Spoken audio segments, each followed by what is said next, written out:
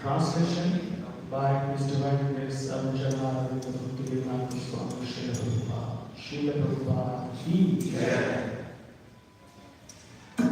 Lord Brahma, Bhagavan Narada, Lord Shiva, the four Kumaras, Lord Kapila, the son of Devaki, Swayambhuva, Prahlad Maharaj, Janak Maharaj, Grandfather Vishnu, Bali Maharaj, Shukadeva Goswami, and I myself know the real religious principle. My servants, this transcendental religious principle, which is known as the Bhagavad Dharma or surrender to the Supreme Lord and love for Him, is uncontaminated by the material modes of nature. It is very confidential and difficult for ordinary human beings to understand. But if by chance one fortunately understands it, he is immediately liberated and thus he returns home back to God. As we saw last time, Shyamarupa writes in the word, however, everything in the domain of spirituality must originate from the sampradayas, and sampradayas start from these great personalities. And we discussed how it is described in the Puranas as MAHԱJANAS sapantha. One is supposed to follow the path which is already traversed by the great MAHΑJANAS. And Shyamarupa explained us how we are supposed to not imitate the MAHAJANAS but follow in their footsteps. That's the difference between Anusarana and Anukaran. So we are supposed to do Anusarana of the great MAHAJANAS, which I said. So in this series we are discussing about Lord Shiva, which is the third MAHAJANA in the list. And last time,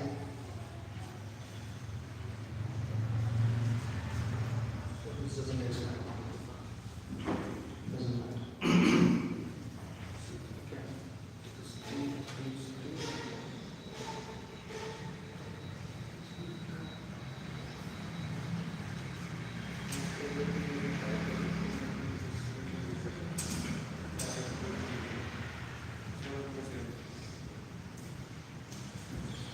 And we discussed in the text how Lord Shiva is Sarvam Chadachara. That was for setting the scene, setting the context of what is the position of Lord Shiva. And we discussed how Shyamarupa writes is the spiritual master of all the living beings, the Chada or Achada, and one is supposed to follow in his instruction. His great position was established. Moving further, we have discussed Lord Shiva's greatness, how the Punamshta Falgun Bahuli Karishnavu. When he sees anything small and he magnifies it, that makes him a great person. And Shyamarupa described in the purport how looking into the great qualities will make oneself great, will elevate one. On the other hand, the person sees the fault in others, especially in the great people, it will take the most great of the platform. The second one we discussed was the compassionate, benevolent benefactor. How Lord Shiva did the Halahan Prashan. It was 8740, which describes the greatness of Lord Shiva. Where he is talking. I think I have to study it. This is on notes now. Okay. No. It doesn't take more than a minute. I will open. Yeah, I just sort of open it in the Word, that's it. The notes I will take.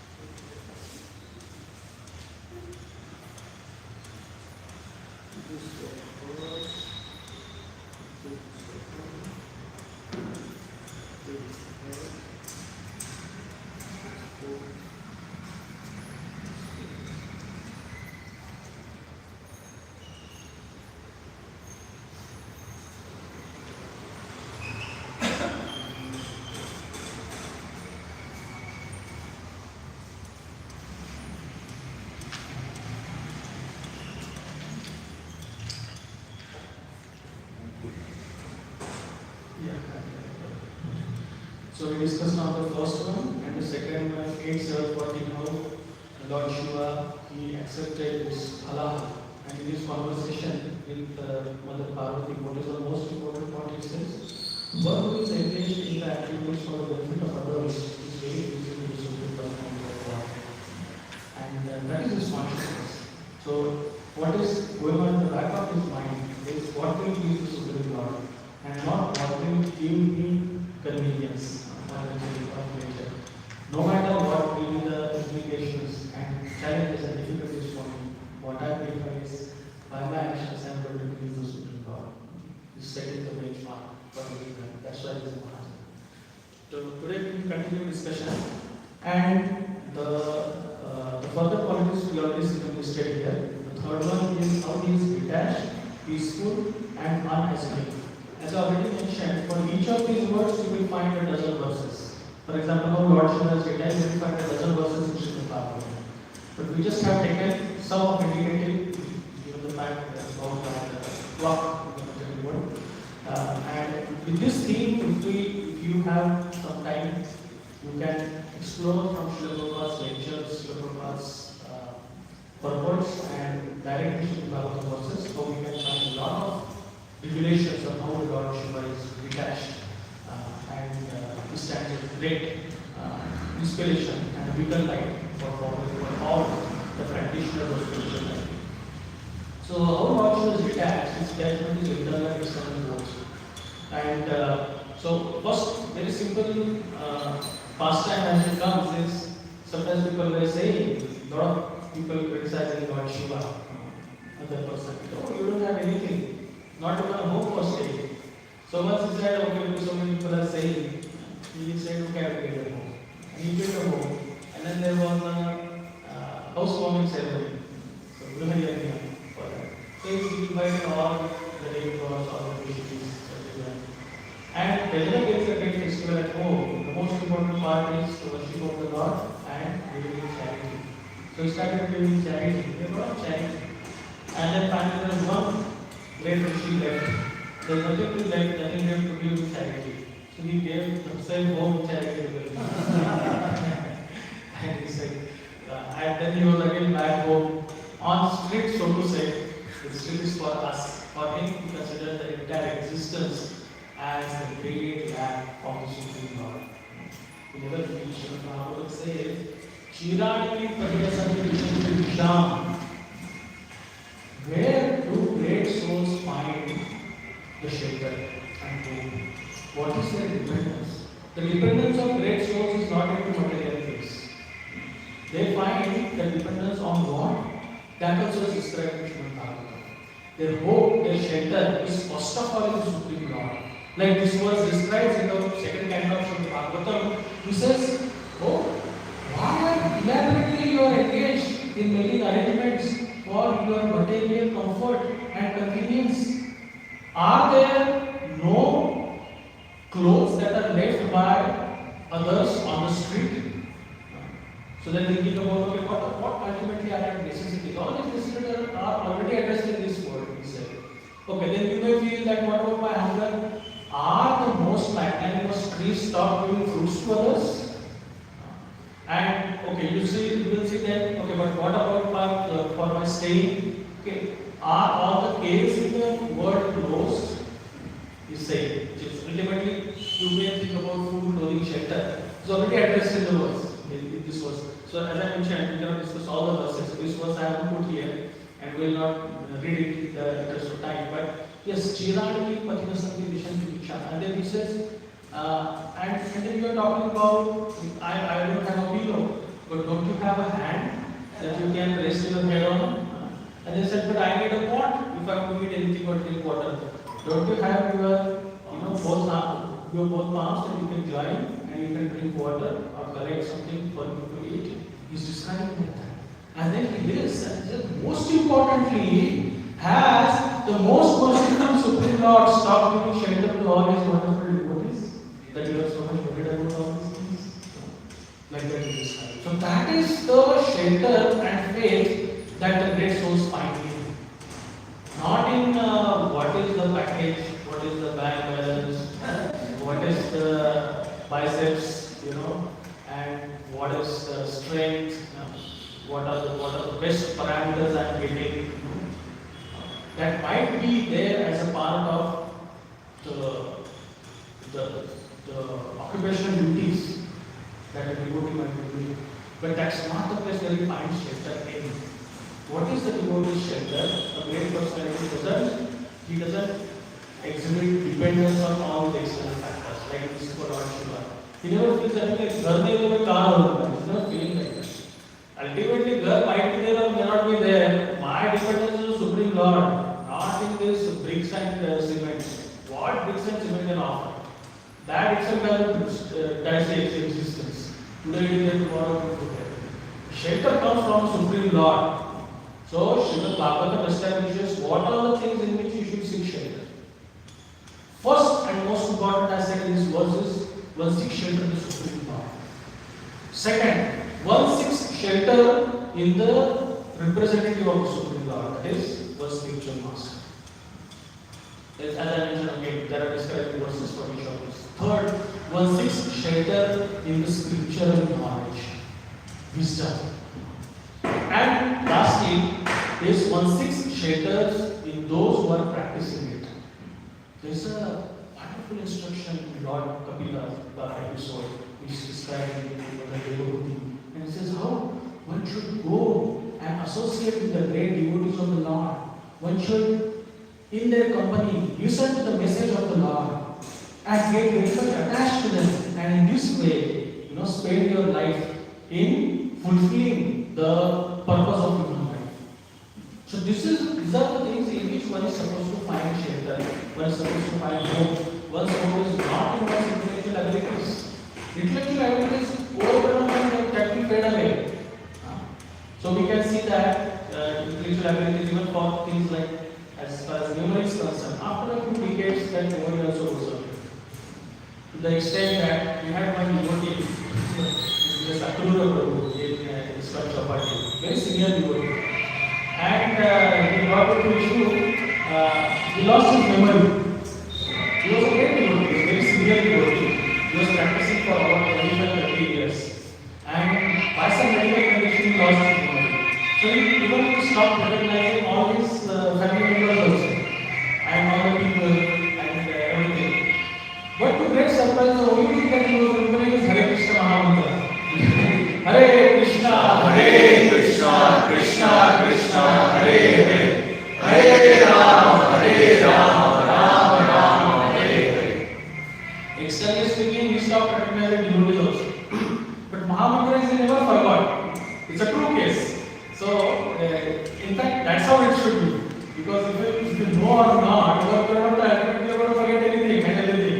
But the Supreme Lord and the message of the Supreme Lord, the representative of the Lord, and the great souls who are living by the instructions of the Lord, that is our hope. That is what is explained by our Shiva. The hope is not saying, okay, ultimately, every single thing in the part of creation one should feel as a loving, sheltering land of the Supreme Lord that the Lord has created. Even the land is so beautiful. In fact, the more you bring in artificial thing, the more it becomes troublesome. The more you do it naturally, it is so wonderful and it's so nice. We can, when we go for yatras, we realize that, and we see the great souls how Shyamarupa, by that we can understand. In any case, the point is that the great souls don't find shelter in the material things. That is not their hope. Words of abilities is not their hope. So, that is the lesson we understand as far as the detachment from external things are concerned. Now, internal detachment is even more difficult. What is internal detachment? That is detachment from craving for position, distinction, or having a feeling of greatness. So one maintains, like Lord Shiva, he exhibited a great peacefulness and very unassuming nature, which comes from internal detachment. Like Shyamarupa says, for one who is honored, what is it? Dishonor is worse than death. For one who is honored, dishonor is worse than death. But we see in case of Lord Shiva, so many things that he went through, he never was in any way shaken or disturbed. Because he never took that honor for himself. He never considered his position as great. At the heart of his heart, he was just considering himself as a very humble and aspiring servant of the most wonderful and sheltering glorious God. That is his position. So we see that in the pastime of Samudra Manthan. So when we saw among the halal, even Lord Vishnu guided to go to him. Just imagine what kind of greatness one can feel about it.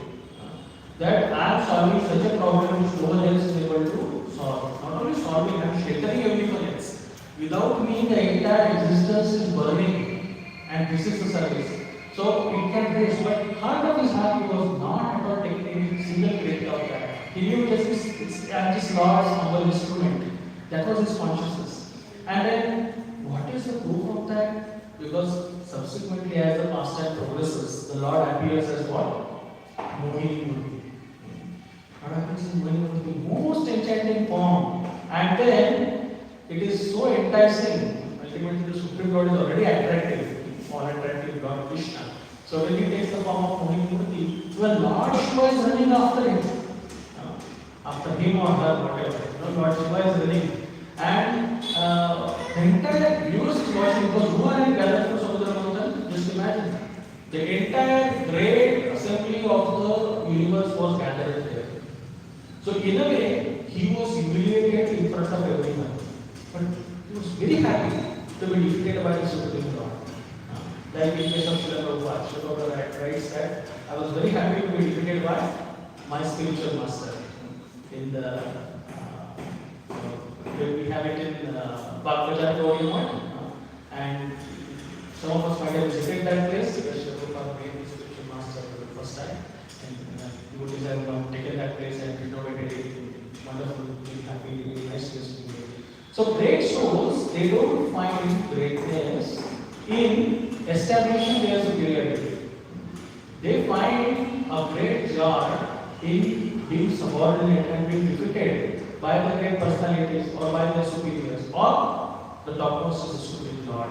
They never find it. So Lord Shiva, if he had taken even little credit for the halal ration seva that he rendered, he would have felt utterly disheartened when he was humiliated in front of the entire universe by Mohini Murti in this manner. Okay, this even such a personality is getting attracted and running after a woman. But when he learned that it is the Supreme Lord himself, then he was very happy to be subordinate to the Supreme Lord and being under the control. So this is very unassuming nature, this is internal attachment which is even more difficult to get. Where a person is not attached to anything that one is getting and not taking credit for anything internal, external, material or anything for that matter. And the same thing we see even the Daksha pastime. In the assembly of Daksha, when Daksha comes, everyone stands, Lord Shiva doesn't stand. And Daksha starts criticizing him so many ways. And Shyamarupa writes there that episode is purport in the 4th canto of Srimad Bhagavatam, that how Lord Shiva is so peaceful. He's not disturbed at all. On one side, he's not taking credit. On another side, when he is criticized, it is not disturbing him. Because, as Shyamarupa says, for one who is honored, dishonor is worse than death. But one who doesn't accept any honor and who is already passing honor to his spiritual master, the acharyas, the great souls, and to the Supreme Lord, for him he never feels that honor is taken away.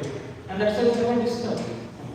So the sign of the person who is trying to take credit is that when that credit is not given, he is disturbed. Or someone else is given credit, still he is disturbed. Of course, we understand Prabhu is teaching us this subtle science. It is not that we are on the topmost platform. We are not learning, we are practicing devotees. It might be the case that sometimes you might be going through. If it is said the very fact that we are in the material world is the proof that we are continuing with the disease. But what is our fortune is we are in the process of healing by the mercy of grace of the mercy of God. So the topmost expectation is not to feel that pain in that when they are on this taken away or when the person is criticized. In fact, recently I was listening in a lecture by Mr. He says, envy is the symptom that person is not accessing the love of the Lord. So when someone is accessing the love of the Lord, there is no question of feeling envy for anyone. So you see this internal and external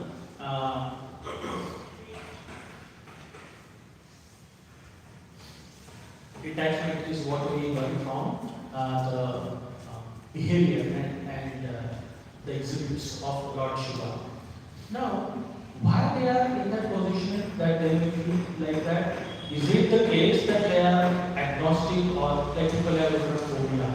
So do they have a phobia of material things because of which they want to stay away from it? No. It is very subtly connected. As prayed by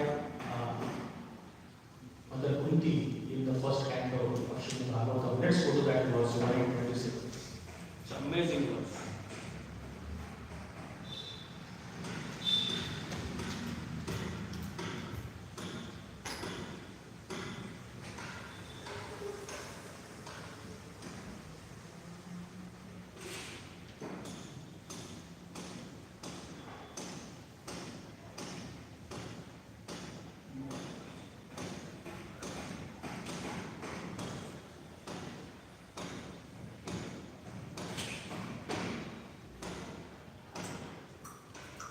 नमो अकिंचन लिप्ताय निवृत्त गुणवृत्तये आत्मारामाय शांताय कैवल्यपतये नमः. Let's see Shyamarupa's translation.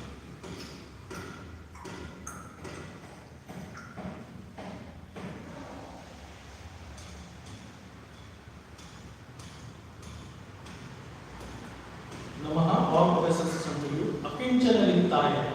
What is Lord addressed as? Unto the property of the materially impoverished. So, a person who is materially impoverished, means materially bereft of everything, the Lord is considered to be property of God. And then further it is said, if you read Srila Prabhupada's translation, Srila Prabhupada writes, my obeisances unto you, who are the property of the materially impoverished. You have nothing to do with the actions and reactions of the material mode of nature. You are self-satisfied and therefore you are the most gentle and are master of your bodies. Shyamarupa's purport is amazingly good. I'd like to read a part of it.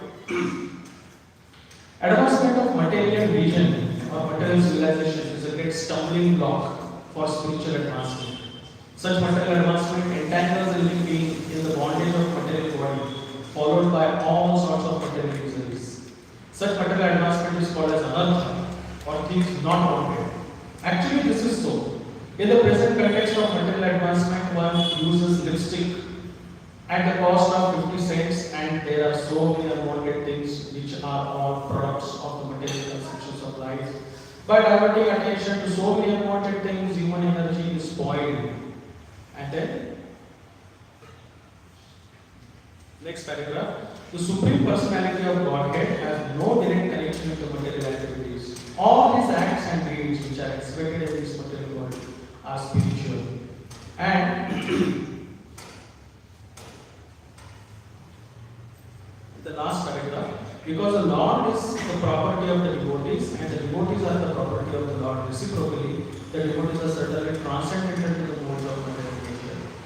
That is natural confusion. Such unalloyed devotees are distinct from the mixed devotees who approach the Lord for mitigation of miseries and poverty because of inquisitive speculation.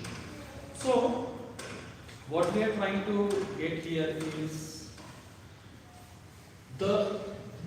when devotee becomes impoverished externally and more importantly internally, the Lord is the property host entities. Akinchana Nityaya is the Lord address.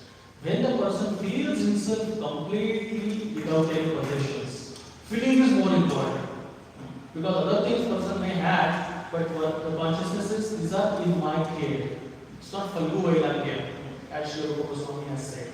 Yukta Vairagya, Falgu Vairagya. Falgu Vairagya is giving up things by not understanding their connection with the Supreme Lord.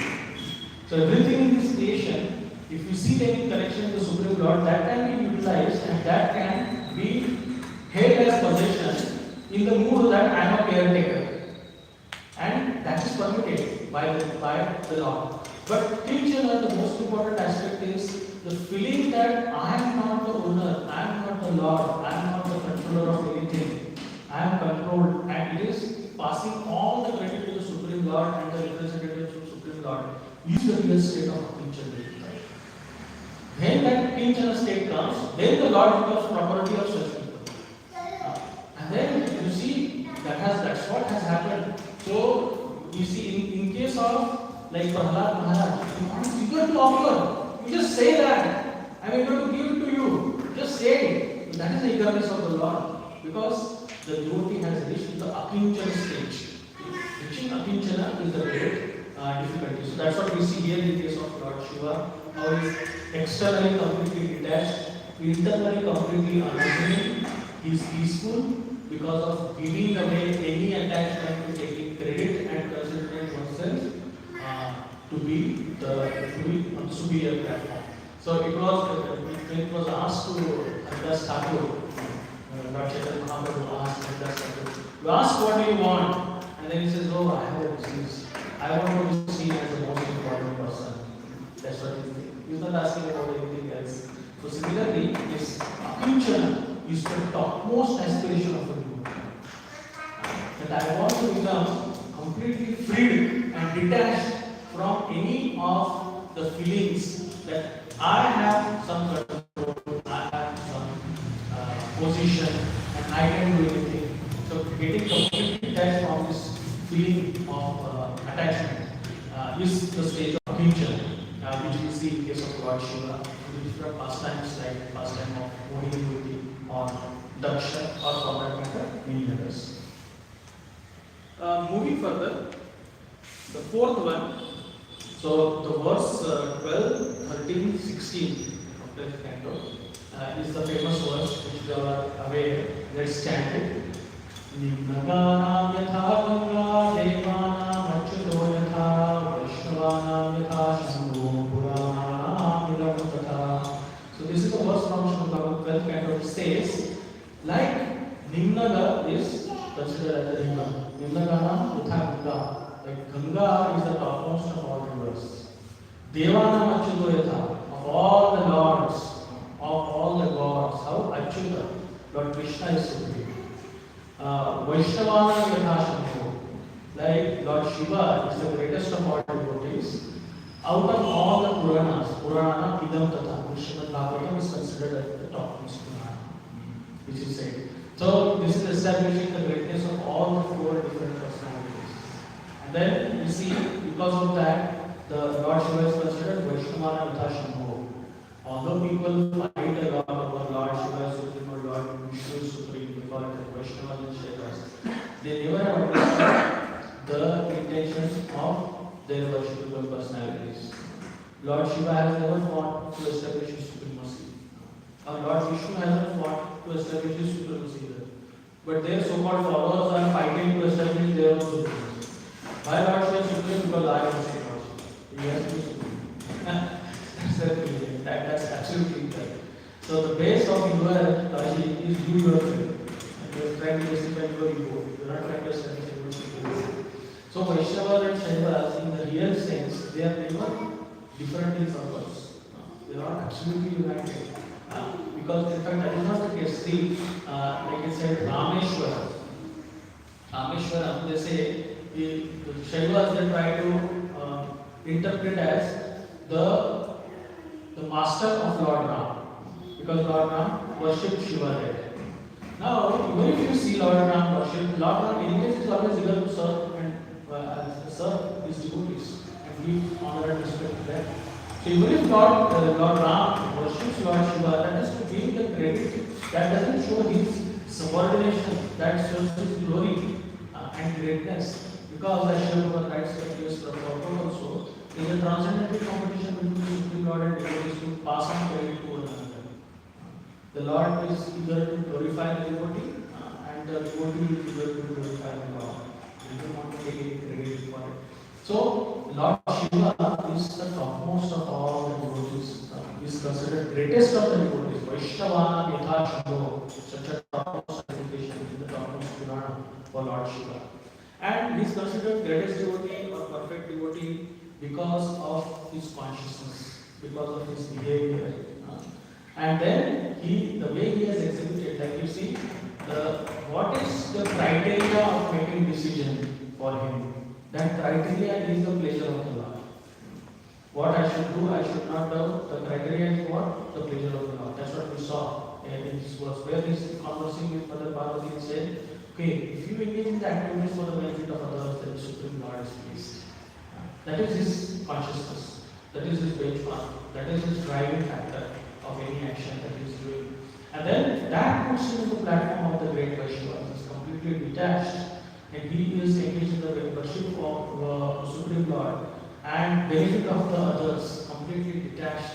And this makes him the greatest of all the devotees as is established in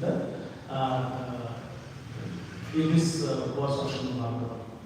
Moving to the next one of the aspects why he is a great devotee is also he is very eager and expert for rendering so many wonderful services.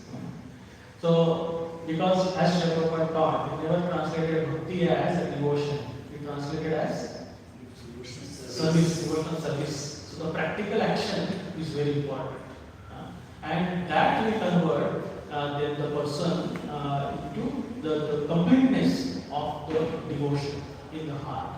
So, even Lord Shiva's case, you see, he is not only a bhakti, he is not only carrying the bhakti, he is in the practical sense also rendered so many valuable services, such amazingly great services. And then, in fact, the service is the manifestation of one's bhakti inside. It is not just any action. When a person is intensely filled with love for the Lord, he is eager to do something for the pleasure of the Lord. And that's how the service manifests. Now, of course, Prabhu taught us first comes the action and then comes the feeling. He said, don't be, immaturely pure devotees. You thinking you have a lot of devotion, lot of first what we come is the action. Brahmananda Swami asked Prabhu, I don't feel like bowing down. First comes action, then comes feeling.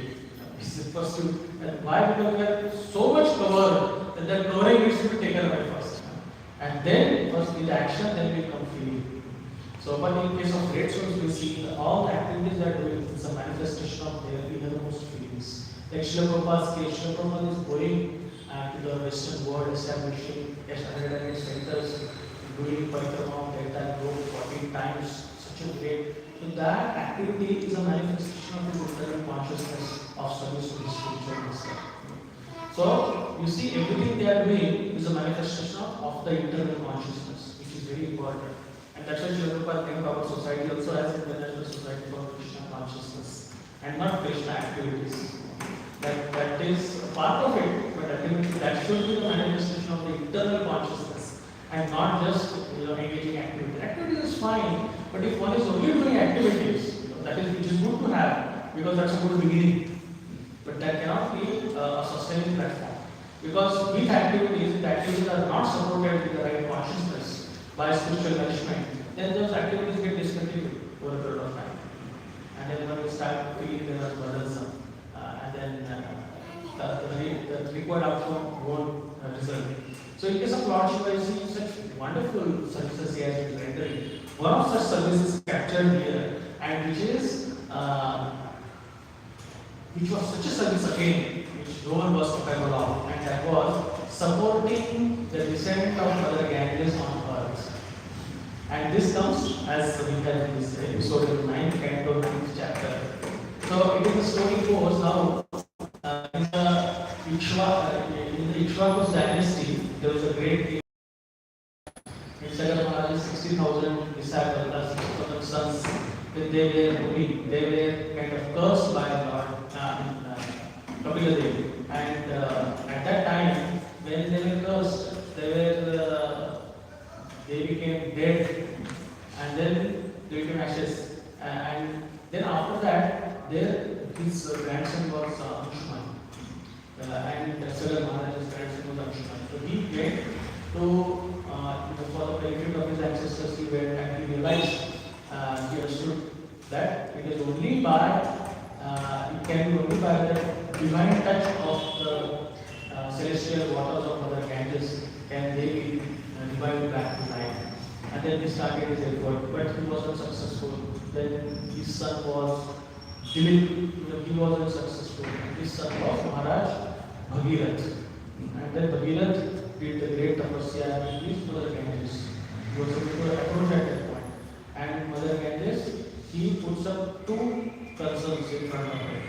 The first concern was that, okay, let's read that, it's very interesting. So we go to 9th canto, 9th chapter, 4 to 9 verses. We will read.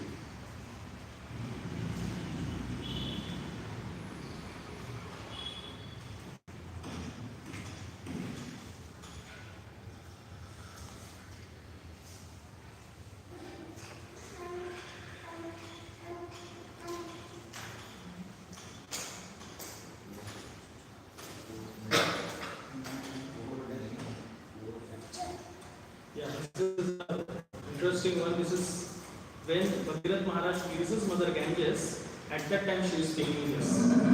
Mother Ganges replied, this is the 4th verse. Yeah, it is 4th verse. 994.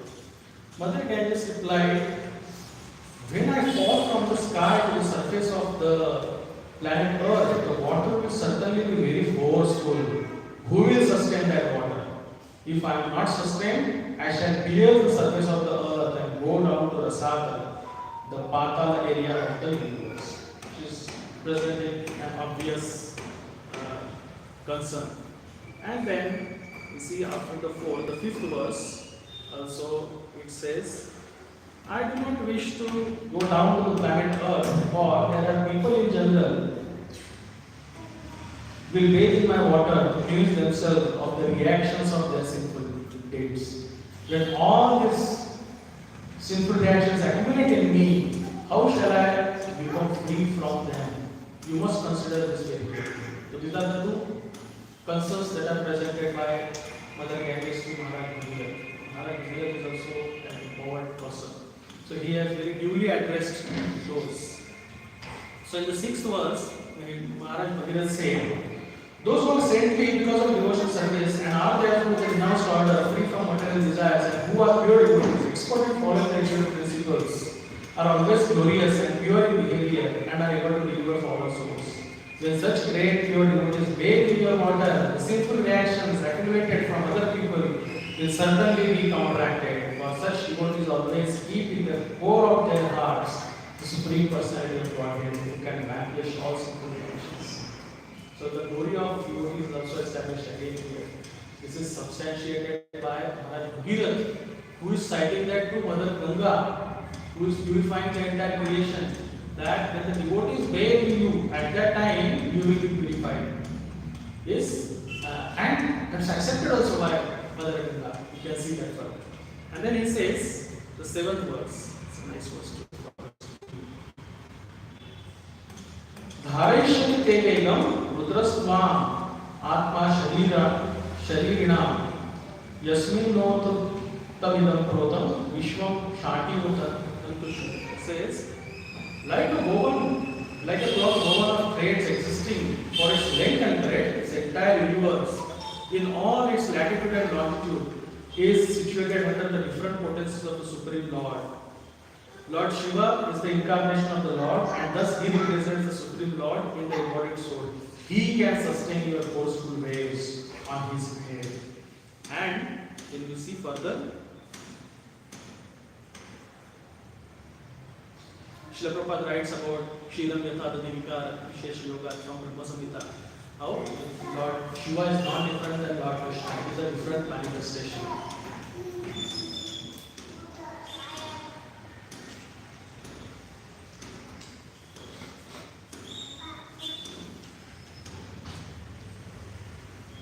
Yes, this comes the verse.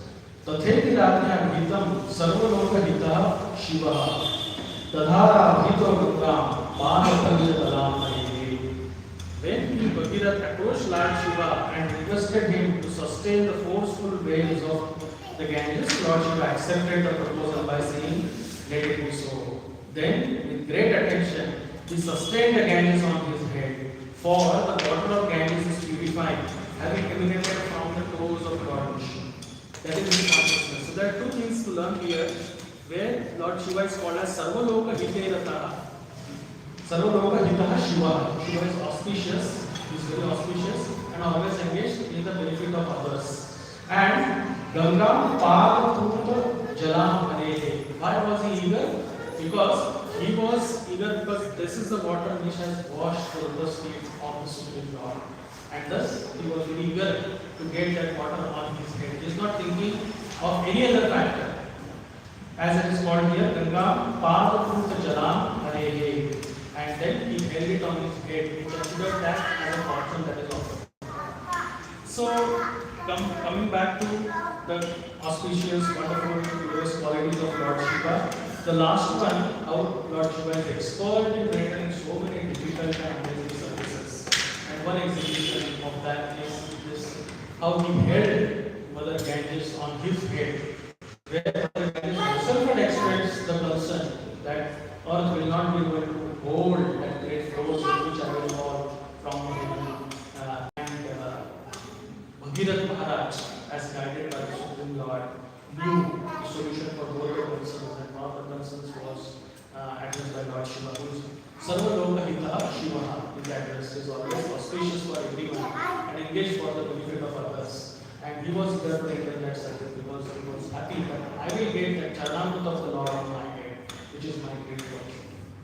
So thus we can conclude close of Lord Shiva, but just we conclude what we have listed here, is what we can say, that what we try to put. But Lord Shiva is really an amazing Mahājana, and life is a complete exhibition of what the life of a devotee should be, what should be his internal communication, what should be the external behavior, what should be his connection with other great devotees, and most importantly the Supreme Lord, and how we should find the great shelter in and should be detached internally externally from the material world.